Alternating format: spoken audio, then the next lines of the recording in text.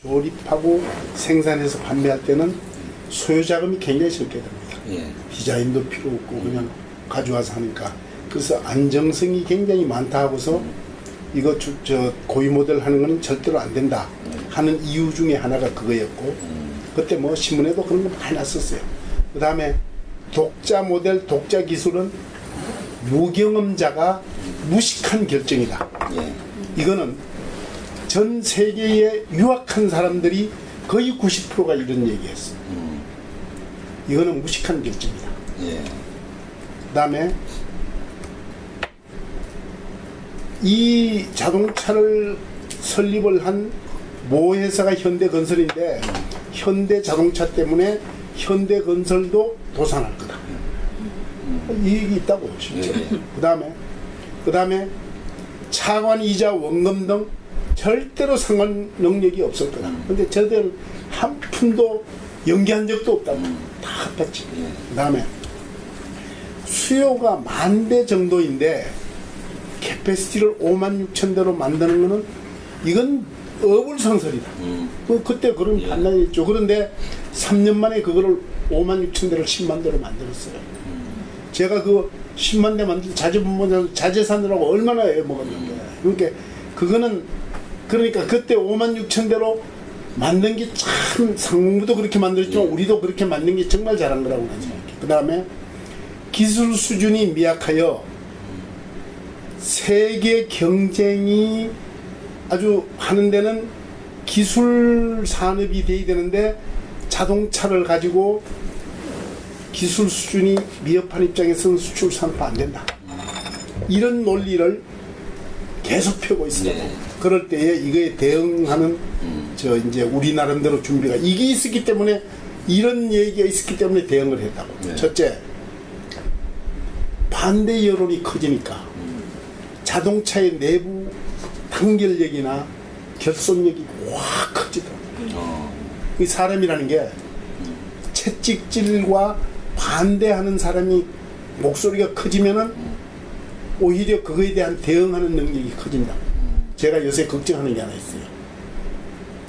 지금 여론상으로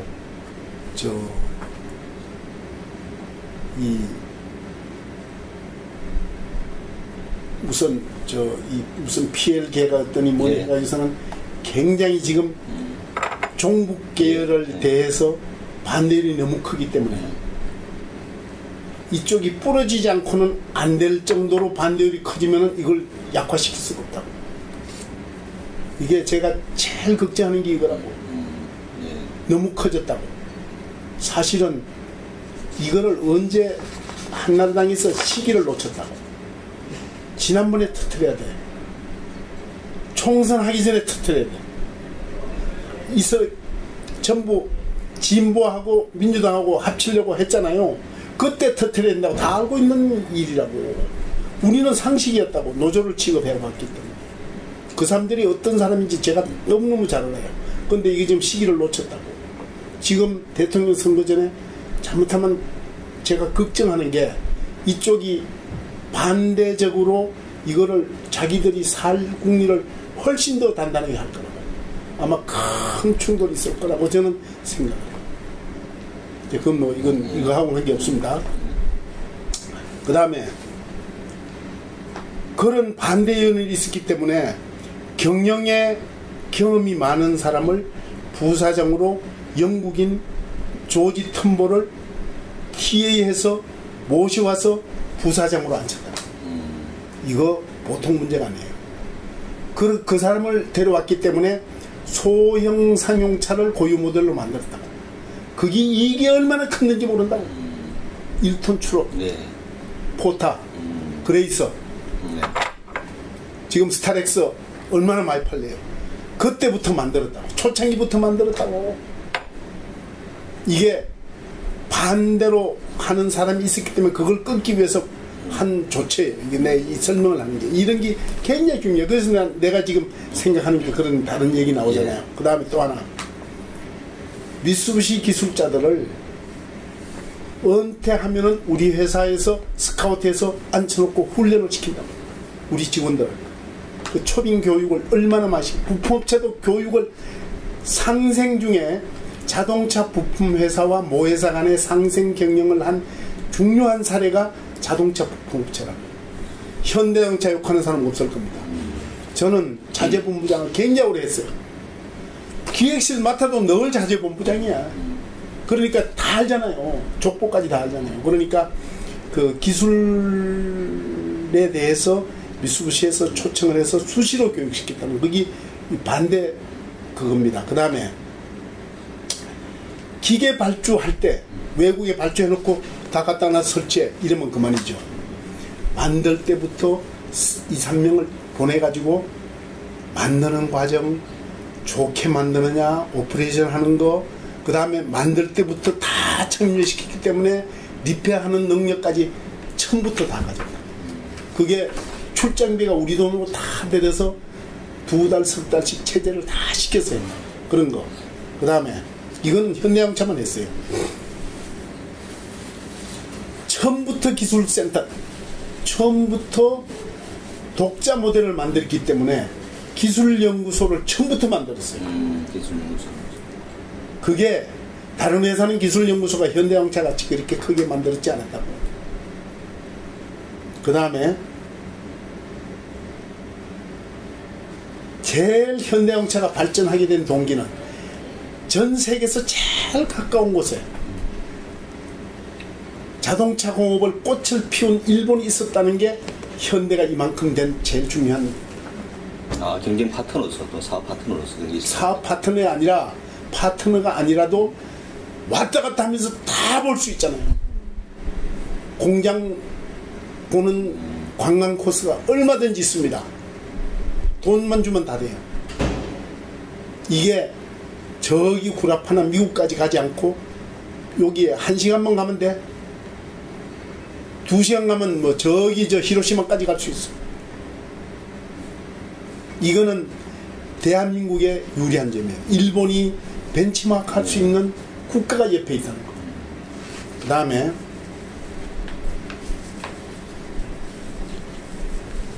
일본에서 기술 제휴를 다 부품업체로 하여금 다 할 수 있도록 옆에 있는 이웃이 있었다는 거. 그 돈 얼마 안 들잖아요. 그거를 만약에 여비를 구라파에 샀으면 하나도 기술 제휴 못합니다. 그 사람들 돈이 없을 수도 못해. 그 다음에 모회사가 그 돈 지원할 수 있습니까? 이제 그런 유리점. 그 다음에 부품업체 원 아이템 원 된다. 딱 정해놓고 절대로 변하지 않아. 지금 40년 이상을 같은 거를 만드는 회사가 자동차 부품 회사밖에 없어요. 그건 한번 조사해 보세요. 전자는 10년 이상 간 회사가 없어요. 제가 자랑을 하는 게 아니라 그 정책이 대한민국을 이만큼 자동차 공업을 꼽히게 만들었다. 그건 이해하셔야 돼요. 그 다음에 외국 연구소에 한국 교포들 경험자를 많이 스카우트했다는 거. 언로가 통한다는 게 중요하잖아요. 그걸 교육을 시킬 수 있는 기회를 마련했다는 거. 이런 것도 중요하다 하는 것을 참고해 주시고, 그 다음에 또 한 가지 제가 이제 얘기할 거는 포니를 갖는 의미에 대해서 한 가지만 더 얘기하겠습니다. 후진국에서 선진국으로 도약을 하는데 제일 기본되는 발판을 자동차로 잡았다는 것이 중요합니다. 국가의 정책이에요. 이거는 기업체 정책이 아니라. 그 다음에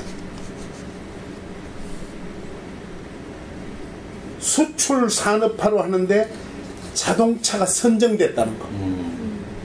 이게 국내 수요만 있었으면은 이만큼 커지지 않습니다. 초창기부터 이게 사람이 보는 눈을 처음부터 첫 해에 포니를 만들자마자 수출을 같이 시작을 했어요. 내수하고.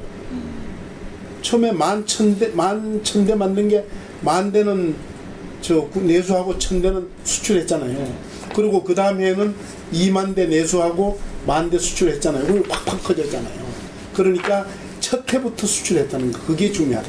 그 다음에 기계공업의 꽃이 자동차라는 거.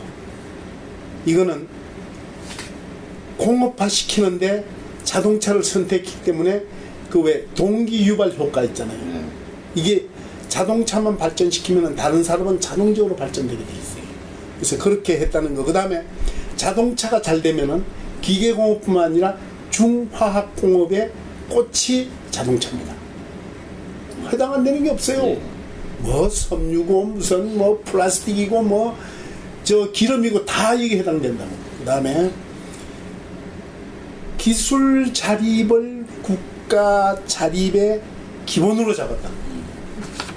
제가 한 가지만 얘기할게요. 지난번에 일본에서 쓰나미 사태로 인해서 일본의 자동차를 생산 못했죠. 네.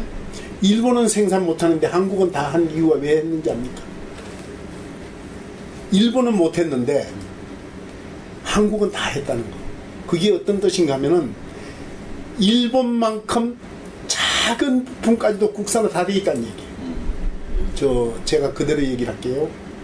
제가 공장장에 있을 때 대한민국이 어서튼 컨트리와 전쟁이 일어났다고 생각하고 그 어서튼 컨트리는 전 세계가 다 어서튼이다. 그러면 우리가 다 개발해놔야 될 거 아니에요. 전쟁이 일어나더라도 생산해서 자동차가 전쟁의 도구로 쓸 수 있도록 만들자. 그 캠페인을 몇 년 했어요. 하나도 없이 단계 베어링까지 다 돼 있습니다. 볼트나트 작은 거 있죠. 요 1mm짜리 볼트나트까지 다 합니다. 그거 이해하시는지 모르겠어. 다른 지금 전자 핸드폰 있잖아요. 일본이 작살나면 같이 작살납니다. 자동차만은 전혀 문제 없어요. 그러니까 그렇게 달라졌다는 것을 좀 아시고, 그 다음에 자동차 디자인이 디자인 분야의 기본입니다. 그건 아시는지 모르겠어요. 자동차 디자인에 없는 거 없어요.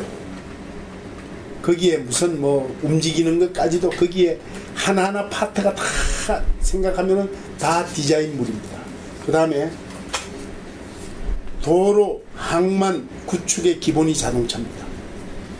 인프라스트럭처를 제대로 갖추는데 자동차 없이는 자동차 때문에 자동적으로 갖추게 돼 있어요.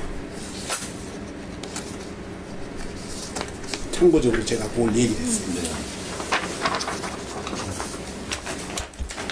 그러면 계속 아까 우리 상용차에 대한 갖다 말씀드렸는데 우리 기록을 보니까 이 1986년 창업자가 상용차 만들 지시했는데 그때 이 구술자는 그 지시에 대해서 반론을 제기했다고 그렇게 이 자료에 나와 있거든요. 아니 그거는 그 상용차가 아닙니다. 아 그러면 어떤 거죠?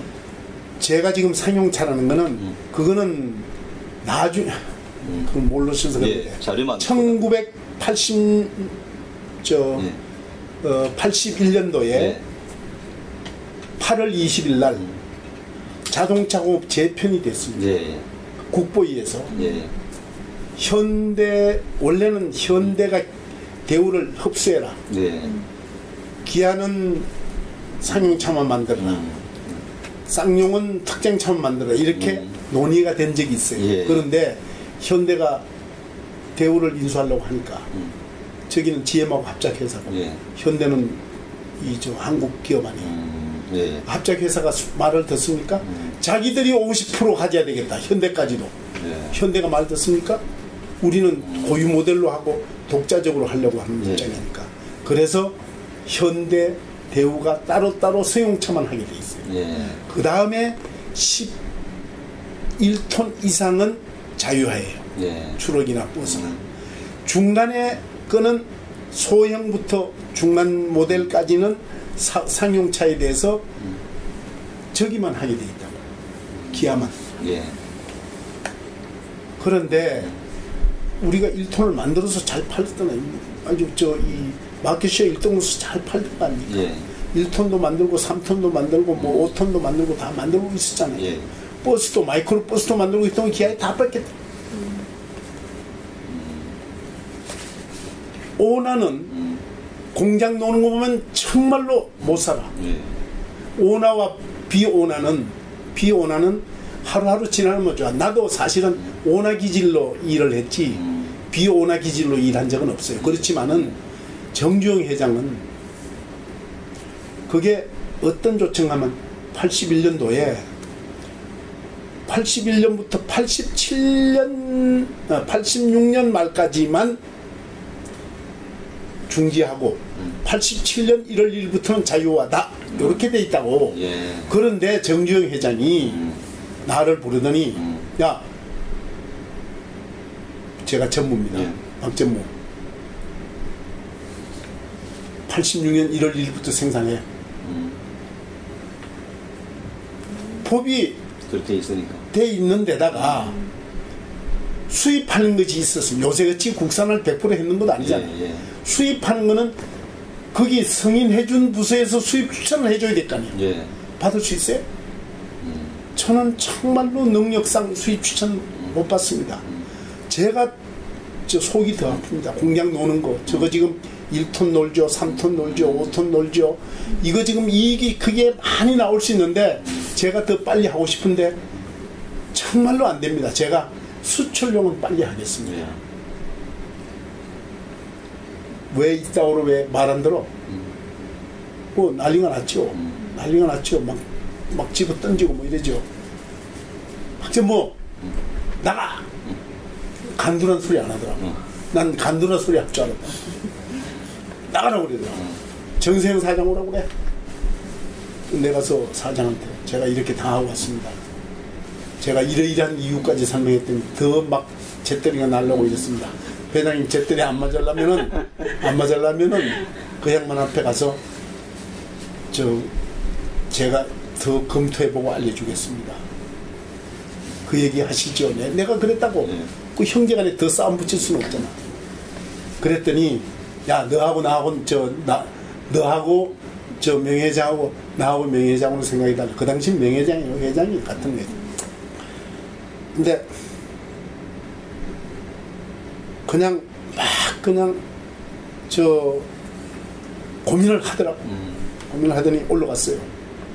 난 밑에 있었지. 날 부르대. 야, 도마리야. 앞으로 회장실에 가지 마. 좀 숨어 있어. 그러면 그 무슨 소리인가 하면은 걔 내보내. 그 얘기 나왔다는 얘기예요. 그런데 내가 없으면 그 사람한테 아쉽잖아요. 그렇잖아요? 이제 그러고 나서 제가 87년 3월 달에 캐나다 사장으로 갔어요.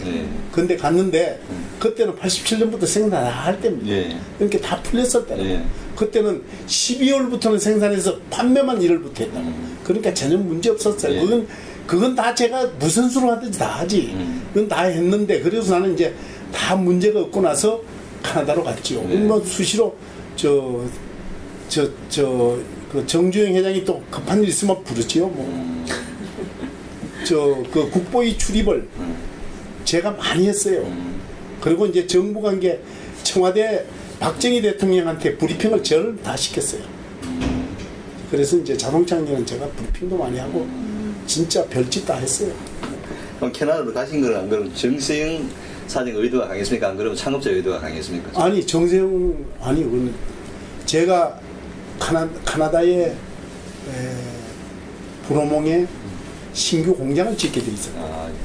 그 다음에 미국이 수출을 개시했는데 이제 여기 자재고 뭐고 제가 자재본부장이 되기 전까지는 결품이 좀 났었는데 제가 자재본부장이 되고 나서부터는 결품이라는 소리가 없어요. 왜 그런가 하면은 결품이 뭔지 아세요? 생산 라인에 어느 부품이 없으면은 라인이 다 서는 거예요. 그렇죠. 근데 저는 2교대 할 때 10만 대 2교대 할 때부터 제가 내려갔는데 자재본부장을 5만 6천 대 2교대 할 때부터 제가 이 자재본부장 그전까지는 자재부장으로 있다 자재본부장이 됐는데 그러니까 1978년 1월 1일부로 자재본부장이 됐는데 이 침대 사무실에 가 있었다고 몇 달 동안을 만약에 하나라도 결품 나면 그 사장 불러들였다. 밤에라도 집에서 와야 돼. 안 그러면 거래 끊어져. 끊긴 데도 있어요. 아주 이 뻗대고 이러다가 끊긴 데도 있다고. 그래서 그 후로는 현대자동차가 결품이라는 소리가 없다고. 그러니까 그게 긴장돼서 일하는 상태. 그래서 이제 없어졌는데, 그거는 정세영 회장이 왜 날 보냈는가 하면은, 그때 카나다 사장이 공장을 짓게도 돼 있었지만 미국과 카나다 양쪽 겸직을 했다고. 수입하는 건데 겸직을 했는데 스캔들이 생겼어요. 현지 언론에서 대문짝만하게 뭐가 좀 나쁜 기사가 나가지고 그 사람을 이제 없애기 위해서 저를 카나다로, 다른 사람을 미국으로 보냈지. 저를 카나다로 보낸 이유는 공장 기공식을 해야 돼. 4월달에 기공식 했으니까 3월 만에 갔죠. 그 브로몬 공장 기공식을 했다. 그래서 이제 저는 이제 생산 관계도 했고 판매도 했고 이랬으니까 이제 제가 거기로 갔죠. 그건 전혀 관계 없어요. 그렇게 써 있길래 이게 잘못됐구나. 저희들 자료를 보고 하다 보니까 좀 여러 가지 오류도 있는 것 같습니다. 그리고 또 기록에 보니까 이제 현대자동차 캐나다 법원을 통해서 덤핑 혐의로 이제 재판을 받았다는 그런 기사도 있는데, 혹시 그때는 뭐 어떤 문제가 있었는지 좀 말씀해 주실 수 있겠습니까? 그게 현대자동차 또는 대한민국의 하나의 큰 교훈이 되었습니다. 제가 87년 4월 1일부로 사장 발령받아서 갔는데 4, 5, 6월 중순경에 GM과 포드가 연합했어요. 전 세계적으로 제일 큰 덤핑 케이스였습니다. 연합을 해요. 그것도 크라이슬러는 작으니까 그냥 그건 빼고 GM 포드 같으면 전 세계에서 1등, 2등 하는 기업이 합쳐서 현대라 하면 조그마한 기업입니다. 이거를 죽이려고 했는 걸로 판단이 됩니다. 왜 그런가 하면은 그 해에 87년, 86년에 그 전 해에 미국에 우리 폰이 이 엑셀이라고 이름을 지어서 판매한 대수가 16만 대로서 그 사람들이 판매하는 대수의 10분지를 팔았다. 승용차로 10분지를 팔고 상용차 말고 승용차로서 10분지를 팔고, 거기 카나다의 승용차를 거의 8만 대를 팔았어요. 미국이 원래 미국 판매된 대수에 카나다가 10분지를 파는데 8만 대를 팔았고 미국은 16만 대를 팔았기 때문에 이 두 법인이 소속되어 있는 게 현대인데 현대를 죽이지 않고는 자기들 앞으로 미래에 굉장히 어렵겠다. 이런 판단하에 두 회사가 연합을 해가지고 덤핑 제소를 했어요. 제소를 해가지고 거기 카나다 상무성에다가 파일링을 했어요. 우리나라 상공부 같은 상무성이 아니라 국세청에다. 우리나라는 국세청이지 않고 상공부에다 하는데 이제 거기다가 파일링을 했는데 덤핑 제소를 받았다. 오늘부터 수입하는 거는 미래에 발표될 덤핑 관세율만큼 나중에 관세를 물어야 된다. 얼마인지 모르고 어떻게 수입을 합니까? 그러니까 그동안까지는 판매를 못하는 거라고. 그래서 이제 그걸 딱 받고 나서 서울로 비행기를 타고 왔죠. 와서 이제 뭐 전체 중격들 회의를 하는데 그때 결정된 내용이 이 모든 덤핑 제소받은 것에 대한 법률적인 행위나 작전은 다른 사람 거치지 않고 현지에서 사장을 하고 있는 박병재 측입니다. 결정이 된 거예요. 그 대신에 모든 보고서는 수시로 본사에 있는 사장한테 한다. 전성훈 사장이라고 있었다. 이제 그 건문한테 만날 보고하면서 그렇게 이제 해서 돌아가서 작전 계획을 이제 세우고 덤핑률을 떨어뜨리는, 지금 덤핑률이 결정이 딱 됐는데 우리한테 나온 게 평균에서 한 30% 정도 나옵니다. 관세율이 있는 데다가 추가적으로 30% 물으면은 무조건 10% 이상만 되면 그냥 문 닫아야 돼요. 그러니까 문 닫도록 만드는 목적이에요. 30%가 그 사람들 계산 근거에 의해서 판단된 것을 일단 때린다고. 그 30% 나왔길래 우리가 이의신청 준비했냐. 이의신청을 다 해서 이건 틀렸다. 우리는 덤핑 안 했다 하고서는 다시 내고는 그 사람들이 조사를 하러 울산 공장까지 한 팀이 한 7, 8명이 와가지고 이제 조사를 한 달 동안 해가지고 하는데 한 달 동안 하는데 제가 울산에 와 있었잖아요. 저는 그때부터 다른 일 안 하는 거예요. 왜냐면 판매가 안 되는 거니까 판매할 게 아니라 이걸 해결하는 데만 신경 쓰는 거니까. 그 이제 우리도 변호사 선정을 해서 갓리브 케일러 스탁스라고. 갓리브가 이름이 굉장히 중요합니다. 이킬리베 하는 식으로 하나님이 사랑하는 사람이야. 예를 들어 제가 크리스천입니다.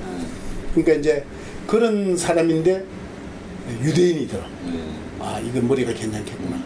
이제 세 사람이 연합해서 하는 건데, 거기는 카나다는 바이링구얼 해야지 변호사가 돼요.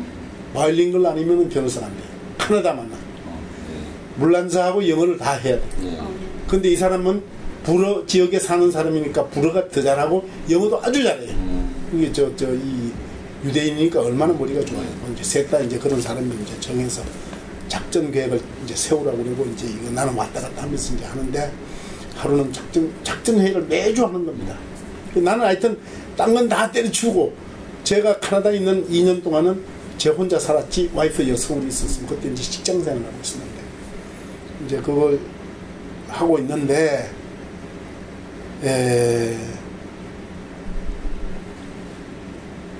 그 한국에서 조사하는데 매일 조사하는 그 격리에서 저는 이제 조사자들한테 보고하는 내용이 매일 다른 걸 주는 거예요. 오늘은 만약에 5% 덤핑률이 있는 걸 주면 그 다음 날은 뭐 7% 있는 걸 줬다가 어떤 날은 뭐 1%짜리 줬다가 그래서 제가 담당 과장이 있잖아요. 부장이 오고 다 제끼고서는 실무자들하고 일에 제일 빠르잖아요. 근데 와서 일하고 있으니까 그래서 제가 그때는 진짜 그 울산 가면 다 유명해요. 덤핑 조사수 외국인 앞에서 사표 딱 받고 저 내보냈으니까 그 사람 저 지금 뭐 하고 있는지 내가 몰라. 사표 받았다고. 매일 자료가 틀려. 그게 장부를 보고 하는 건데 틀 수가 없잖아요. 그러니까 밑에 실무자한테 시키고 자기는 검토도 안 하는 거라. 그러니까 제가 밤을 새워가면서 그걸 확인하고 있는데도 그렇잖아요. 그래서 이제 그런 일도 있는데 그렇게 우리 자료를 가지고 가가지고 30%가 16%로 떨어졌어요. 그래도 이거는 존립의 가치가 없어요. 그래서 이제 마지막 이제 덤핑률에 대한 소송을 처음에 하다가 그 다음에 마지막 소송이 뭔가 하면은 산업 피해가 카나다에 있느냐 없느냐. 산업 피해 일입니다. 그걸 하는데 이걸 하는데 누구를 좀 썼으면 좋겠느냐 하는 디스카운트 하는데 그 카나다에 산업 영향 분석을 하는 경제학자가 있다고. 그 컨설팅 컴퍼니가 있어요. 거기 이제 이 디조디라고 하는 사람인데 이름도 있지 않아요. 나이가 한 30대 하반 정도 됐는데 그 당시에 지금은 뭐 벌써 20년이 훨씬 넘었고 한 25년 정도 됐으니까 지금은 자그마치 한 60대 넘었겠고. 근데 30대 이제 한 하반쯤 된 분인데 이러이러한 이유로 당신이 브리핑을 해봐라 그랬더니 자기가 카나다에서 자동차 공업을 다 조사하고 다 했는데 현대포니 같은 소형차 공장은 없다. 세그멘트가 다른 걸 가지고 덤핑 제소한 거는 위법이다. 딱 자신이 생기더라고. 그날 내가 춤을 췄다고. 야, 이거 정말 당신 참 그거를 경제학적으로 분석을 해라. 그리고 이제 제가 우리 기술센터 사람을 전화로 시켜서 이 카탈로그 보면은 사이즈가 다 나오고 그 다음에 모형이 다 있습니다. 그래서 GM 포드의 대형차, 중형차, 소형차 이렇게 나눠가지고 모형을 만약에 50대 1 정도 이제 이 정도 아주 작게 만들어라. 그렇게 만들어 가지고 그거를 종이로 만들어도 좋고 목형으로 떠도 좋으니까 니들이 사람을 그 동원해서 다 만들어. 그걸 다 만들었다. 다 만들어 가지고 포니는 요만하잖아요. 포니는 요만한데 다른 차는 이만하다고. 요거를 딱 칼라 다 넣어서 GM차는 흰 거, 그 다음에 포드차는 빨간 거, 한국에 우리 거는 여기 포니만 넣고 요거는 다른 컬러로 이제 블루로 하든지 이렇게 딱 넣어가지고 이제 비교를 법정에 나가서 하는 겁니다. 비교를 딱 해서 요것과 요거의 경쟁입니까? 이거하고 이거하고 경쟁입니까? 이거는 이거대로 경쟁을 해야 되는데 현대가 수출한 건 요 위에 거는 비어 있습니다. 그 다음에 결산을 다 시켰다. 결산서를 전부 그 캐나다에 있는 GM 포드의 결산서를 다 보니까 5년 전부터 계속 흑자야. 우리 진출하기 전부터 흑자야. 근데 그 진출한 이후에도 계속 흑자, 통일한 이후에 흑자야. 이래도 산업피해가 있느냐. 저는 본사 대표에서도 정언을 쓰고 그 다음에 캐나다 법인장으로서도 정의를 쓰고 정의를 쓸 때 제가 저 통역을 써야 되겠습니다. 그거는 법정에서 얼마나 요구할 수 있어요. 왜 그런가 하면 답변하는데 답변 요령을 통역을 쓰면은 머리에 생각을 하고 할 수 있잖아요. 그냥 바로바로 하는 거하고 다르잖아요. 시간은 더 걸리지만 미안하다. 나는 제3국의 사람으로서 이거는 당신들이 이해를 해줘야겠다. 이제 통역을 하는데 제가 이런 얘기를 했다. 이거의 설명을 내가 하는 거예요. 자동차는 경쟁의 상대가 동급끼리 하지 소형차 사야 될 사람이 대형차 사지 않는다. 대형차 사야 될 사람이 소형차 사지 않는다.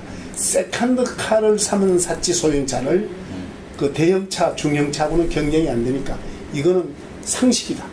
시장의 원리다. 그리고 내가 있는 대로 그대로 얘기합니다.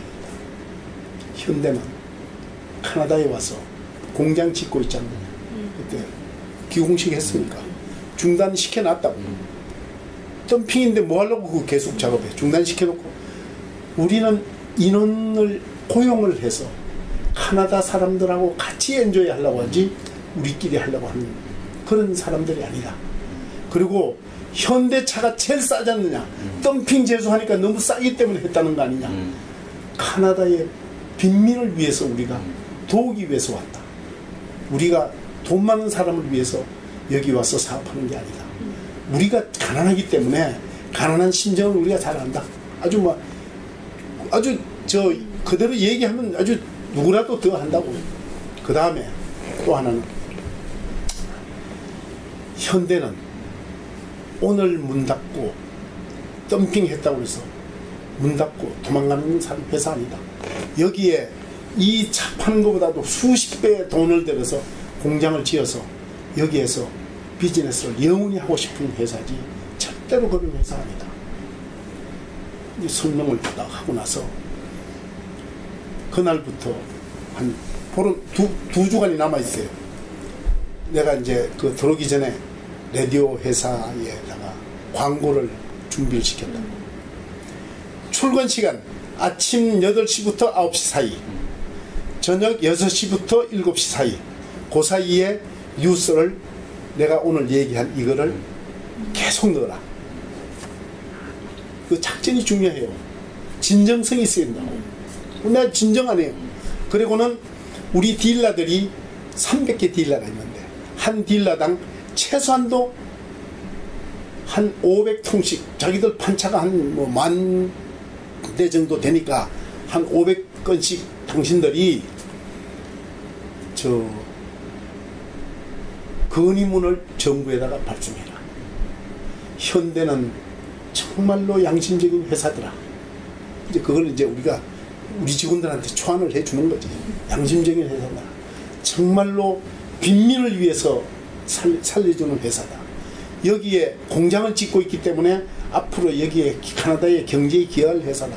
이렇게 해서 그거를 뭐 최소한도 그 500건씩 한 300개 회사 이 딜라니까 다는 안 되겠죠. 그렇지만 그게 재산도 뭐 몇만 건이 갔다고. 그러니까 이만큼 쌓였을 거 아니에요. 뜯어보자마자 다 그런 소리가 나올 거 아니에요. 그러니까 3월 20일 날 발표를 하는데 현대는 혐의가 없습니다. 그래서 살았다고. 지금 내가 얘기한 게 다예요. 내가 내 거짓말 하지 않게요. 덤핑 제소 받고 나서부터 다른 거 다 잊어먹고 요것만 했다고. 그리고 법정에 한 달 동안 월, 화, 수, 목, 금, 토, 일만 제외하고 매일 닷새씩 4주를 하는데 제가 오타와에서 움직이지 않고 그대로 했다고. 변호사들하고 같이 행동하고 이렇게 하면서 했는데 이렇게 결론 났잖아. 그랬더니 끝나고 나서 공장 다 짓고 공장 생산 다 시작하고 그러고 나서 2년 2개월인가 뭐 있다가 들어오라고 그래서 다시 들어왔잖아. 그래서 이제 수출본부장 하다가 공장에 오고 내려갔죠. 그럼 그 다시 한국에 돌아오실 때는 거의 창업자에 되셨습니까? 어느 분이 다시 들어오라 그랬죠, 그러면? 정세영 회장. 아, 정세영 회장. 정세영 회장이 그걸 다 관여했으니까. 아, 다 관여했으니까. 그런 거 이제 중요한 사람들 발령할 때는 자기들끼리 대화를 하지. 예. 그럼 한국에 돌아와서는 맡았던 직함은 어떤 걸? 수출본부장. 수출본부장. 예. 자동차. 이제 그런 게 들어오자마자 예. 제가 제안한 게 있어요. 우리 회사 격리 체제로는 덤핑이 제소됐을 때에 이거를 증명할 수 있는 방법이 없다. 덤핑에 맞는 제대로 회계 시스템을 맞추도록 시스템을 바꿔야 된다. 그거 다 바꿨다고. 그리고 어떤 상품이라도 어느 나라에 수출하기 전에 덤핑 제소를 받을 각오를 하고 해야 된다. 근데 거기 이 경영 스토리에 덤핑 받을 준비를 하는 요령 뭐 이렇게 해서 여기 팁으로 해서 전부 다 책에다 다 넣었다고. 모든 거에 한 제목에 팁 하나씩 다 있다고. 그 이제 학생들한테 읽히기 위해서. 예. 90년에 보니까 현대자동 부사장이 되셨는데 이제 그때는 현대자동차의 분위기는 좀 어땠습니까? 90년대. 이제 부사장 완전히 이제 관리자로 이제 그중 관리자를 하셨습니다. 아니 이제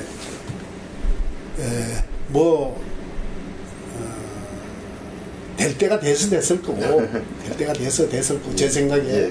그 다음에 제가 뭐 수출도 담당해 또 해외도 가보고 그 다음에 국내 판매도 하고 생산 관리도 하고 그 사이에 많은 거를 다 담당을 해봤기 때문에 제 혼자 생각이 나를 이게 최고 경영자로 올려주는구나 내 혼자 마음속 그 누구한테 얘기 못하지만 그래서 부사장이 되자마자 회사 분위기가 그냥 착 깔아앉아서 안 되겠더라고. 우선 제가 발동 잘 겁니다. 그냥 맨발로 뛰어가면서 제가 앞장서서 발동을 잘 거는데 그때 그런 발동에 제일 중요한 게 글로벌 톱10 회사가 되죠. 그때 전 세계적으로 5, 6위 이렇게 했어요. 10등 안에 들자. 그거의 일환으로 행동한 것이 제가 먼저 말씀을 드리고 싶은 거는 우선 톱10 안에 들려면 보름이 돼야 된다. 보름이 되려면 상품 가지수가 더 늘어나야 된다. 그 다음에 수출 대수가 증가돼야 된다. 내수는 계속 하고 있으니까. 근데 그 전에 국내 자동차 공업은 모터리제이션 운동을 현대가 했어요. 모터리제이션 운동을 했는데 그거는 제가 카나다 가기 전에 정세영 회장과 같이 했는데 공무원들 국장급까지 오나 드라이버를 하도록 전부 운전수 다 없애버렸습니다. 그건 정말로 기록입니다. 얼마나 공무원들한테 요것도 뭔지 모릅니다. 전 세계 자료 다 갖다 줬어요. 국장급까지 오나 드라이버 주는 나라는 이 나라밖에 없다. 저는 이사되어서 제가 운전수 없이 제가 운전했어요. 제가 상무되면서 운전수 없이 했어요. 전무되면서 운전수 없이 했어요.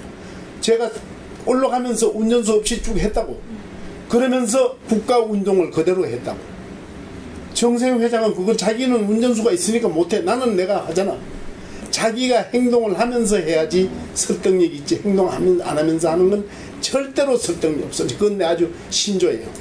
그래서 그걸 모터리제이션 때문에 대한민국의 자동차 수요가 급격히 올라갔어요. 그래서 이제 그걸 하는데 이게 올라간 것 좋은데 내수가 비용이 점점 커지고 수출이 위축이 될 거야. 너무 올라가니까. 그래서 이거를 수출 산업화 시키기 위해서 제일 먼저 품질 개선시키기 위해서 공장을 새로 GT10이 되니까 보륨도 올려야 돼요. 공장의 품질도 올려야 되는데 기본 공장 시스템을 바꾸지 않고는 품질이 올라가지 않아요. 그래서 제일 먼저 우리가 브로몽에서 실패한 적이 있다고. 코티나 생산해 소나타 생산해가지고 브로몽에서 실패를 했다고. 그래서 그 공장을 아산으로 옮겼잖아요. 이해되세요? 공장 옮기고 나서 자동화 여기보다도 배를 들여서 자동화 더 시키고 시스템 다 바꿨다고. 그리고 여기는 콘베어 타고 쫙 하면서 다 하지만 중간에 차 별도로 빼서 별도로 수리할 수 있도록 그런 제도까지 다 만들었다고. 그렇게 해서 하여튼 거기 별도로 했고, 상용차 울산 공장의 상용차 별도로 둬서는 생각이 사고가 달라야 되는데 승용차하고 상용차하고 같이 있으니까 이것도 아니고 저것도 아니야. 상용차는 품질이 그렇게 승용차만큼 까다롭지 않다고. 그래서 전주로 옮겨요. 연구소를 울산에 두니까 좋은 사람이 안 들어요. 제일 연구소에 중요한 게 머리예요. 사람을 써야 되는 거 아니에요. 그래서 남양으로 옮겨서 서울대학 지금 70%가 서울공대 출신이라고. 12,000명이 있는 연구소는 세계적으로 이거밖에 없어요. 100만 평을 사놓고 그것도 연구소 여기 이제 내 경영서류에 나오는데 허가를 사고 나서 10몇 년 만에 받았다. 100만 평을 경기도에다가 땅을 사가지고 연구소들을 이렇게 테스트 출액도 짓고 건물을 지어서 연구소 하겠다니까 부동산 투기한다고. 그래서 언제 했는가 국회의원들 다 불러서 직접 브리핑하고. 제가 이제 정부 출입 담당이라고, 저는 자제하면서 기획실 꼭 간다는 했으니까 그 브리핑 다 하고 이러면서 했는데, 그때 누구 때 승인했는가 하면 노태우 대통령이 마지막 오늘까지만 대통령이고 내일은 김영삼 대통령이 넘어가는 그 전날 사인하고 끝났다. 근데 거기 페널티를 물으라고 그러더라고. 그래서 자동차 공업 연구소 만들어 주겠다. 그래서 500억 들여서 그거 만들어 줬잖아요. 100만 평 거기 원래 메리트니까 뭐 1,000원도 안 들었어요. 근데 이제 아산에 공장 짓고 전주에 공장 지을 때 울산 공장은 매립을 한 곳이지만 여기는 산을 까가지고 낮은 지역에 듣고 산을 깐 지역에 공장을 만들었잖아요. 그러니까 집안이 탄탄하잖아요. 거기서 소나무가 굉장히 많잖아. 우리 연구소 가면 전 세계에서 소나무 제일 많은 곳입니다. 그거 다 그쪽으로 옮겼다. 그래서 내가 지금 소나무 지금 1200주 기르고 있다고 내가 동두천에. 내가 그때 다 배운 거라고. 그런 것도 중요합니다. 예. 그 94년에 미국에서 10만 마일 보증을 시작했다고 했는데 그 당시 그러면 현대 이전에 10만 마일 보증하는 회사가 있었습니까? 없었어요. 그럼 이 보증은 어떤 의도에서 이런 보증을 시작하게 됐습니까? 사실은 동기부여가 중요한데 94년쯤 되니까 차가 잘 안 팔렸어요. 솔직히 내가 얘기할게요.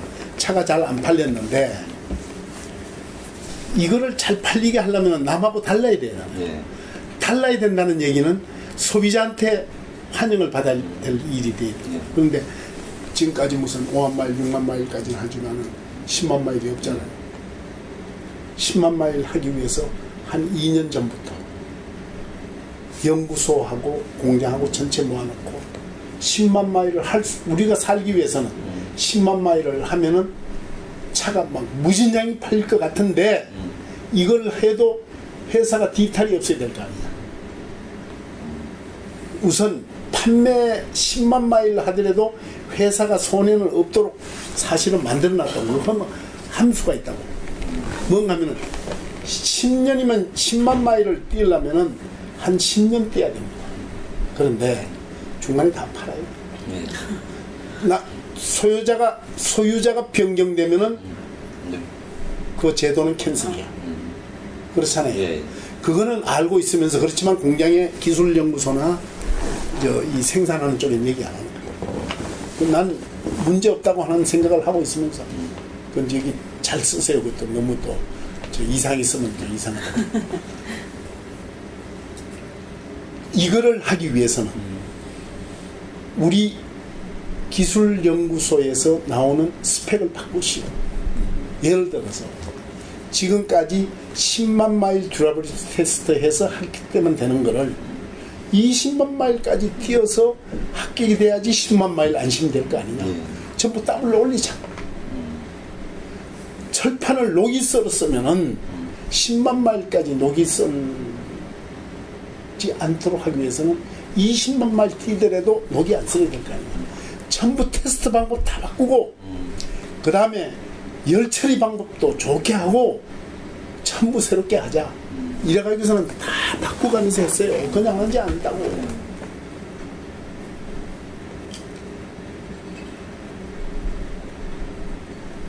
그러니까 제가 이제 공장장 하고 있을 때 했어요. 제가 미국에 몇 번 공장장 하면서 날아갔어요. 그리고 이제 그걸 GT톤을 이루기 위해서 공장을 그렇게 옮기면서 울산은 공장 개조해가지고 생산량을 그대로 유지하면서 그쪽을 키우니까 양이 그냥 300만 대까지 나중에 되잖아요. 그러면서 해외에 어셈블리 공장 짓는 거를 이제 그 카나다를 문을 닫을 수밖에 없어서 인도 공장 짓는 거 다 했죠. 카나다는 10만 대 공장 지었는데 여기는 30만 대로 지었잖아요. 이제 그거 짓고 그 다음에 동남아 지역에 어셈블리 공장 다 있습니다. 인도네시아, 말레이시아, 타일란드 이런 데 다 있어요. 다 있고 이제 중국을 나가려고 90년 되기 전부터 제가 중국을 출입을 했어요.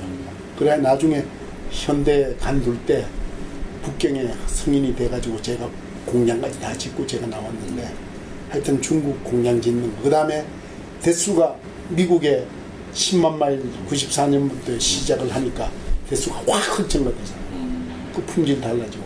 그래서 그때부터 그냥 전체적으로 확 분위기가 달라졌죠. 그리고 정몽구 회장이 들어와서부터 굉장히 좋아졌어요.